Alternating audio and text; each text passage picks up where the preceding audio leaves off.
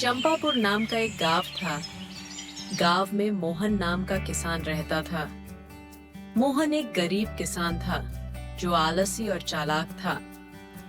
उसका गधा बबलू बहुत समझदार और अपने मालिक से ज्यादा चालाक था।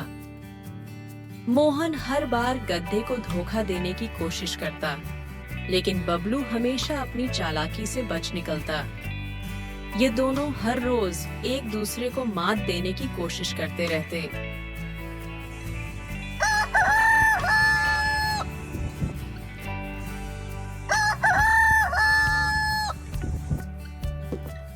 एक दिन मोहन ने बबलू से कहा, आज तुझे बहुत मेहनत करनी पड़ेगी। हमें पूरे 10 बोरी गेहूं शहर पहुंचाने हैं। लेकिन मालिक, मैंने कुछ भी खाया नहीं है। आप कुछ खाने को दे दो। बिना खाए कैसे चलूं?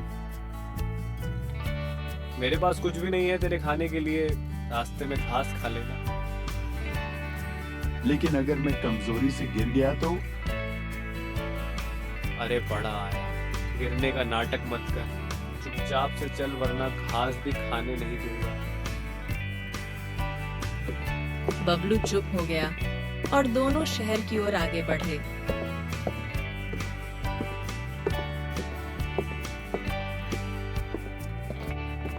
थोड़ी देर चलने के बाद मन ही मन बबलू ने चालाकी सोची। जैसे ही वे चले और आगे गए, बबलू अचानक से गिर पड़ा और आंखें बंद कर लीं। अरे क्या हुआ? मुझे चक्कर आ रहे हैं। शायद कमजोरी से बेहोश हो गया हूँ।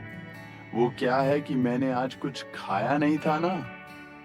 गांव के लोग बोले, मोहन, तेरे गधे को कुछ खिलाओ। मजबूर होकर मोहन ने बबलू को चने खाने दिए। जैसे ही गधा का पेट भर चुका, वह तुरंत उठकर खड़ा हो गया और दोनों आगे बढ़े। अरे तूने मुझे उल्लू बना दिया। तुझे तो कुछ भी नहीं हुआ। मालिक, जो भूखा हो वो मेहनत नहीं कर सकता। अब मोहन को गधे की चालाकी पर गुस्सा आया। उसने सोचा, इस बार इसे ऐसा सबक सिखाऊंगा कि इसे अपनी चालाकी पर पछतावा होगा। दोनों शाम को शहर से वापस आते हैं।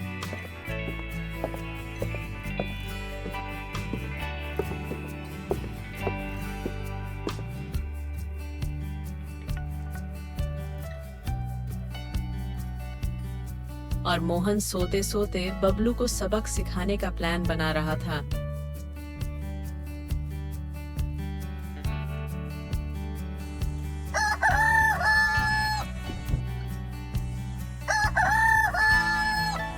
अगले दिन मोहन ने गधे के पीठ पर नमक की बोरियां लाद दी। आज बोझ ज्यादा लग रहा है मालिक। क्या है इसमें मालिक? चुपचाप चल। इस बार मैं तेरी कोई चालाकी नहीं चलने दूंगा।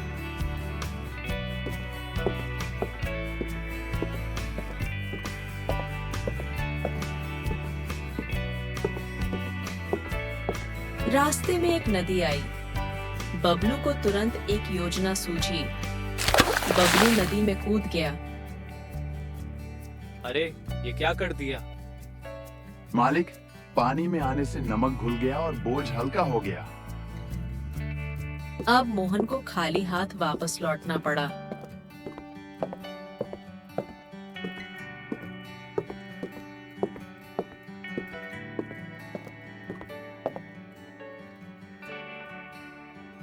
अब मोहन को गधे से बदला लेना था।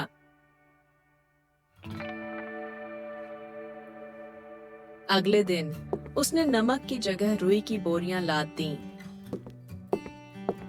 और दोनों आगे बढ़े।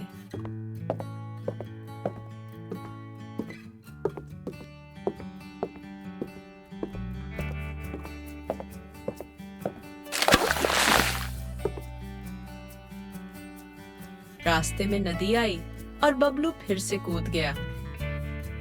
लेकिन इस बार रुई ने पानी सोख लिया और बोरियां पहले से भी ज्यादा भारी हो गईं। अब बबलू मुश्किल से चल पा रहा था। आहा, अब बताइए अब कौन चालाक है? मालिक, तुमने मुझे बेवकूफ बना दिया। अब मोहन खुश था, लेकिन बबलू चुप नहीं बैठने वाला था। मुझे ऐसा कुछ करना होगा कि मालिक दोबारा मुझसे चालाकी करने की हिम्मत न करे। अगले दिन मोहन ने बबलू पर धान की बोरियां लाद दी और चल पड़ा। लेकिन बबलू ने धीरे धीरे रास्ते में बोरी से अनाज गिराना शुरू कर दिया।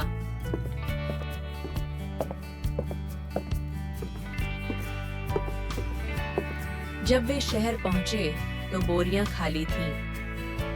अरे मेरा सारा धान कहाँ गया? मालिक, शायद बोरियों में छेद था। अब मोहन सिर पकड़कर बैठ गया। अब मोहन समझ गया था कि वह जितनी चालाकी करेगा, बबलू उतनी ही बड़ी चाल चलेगा। दोनों वापस आ रहे थे।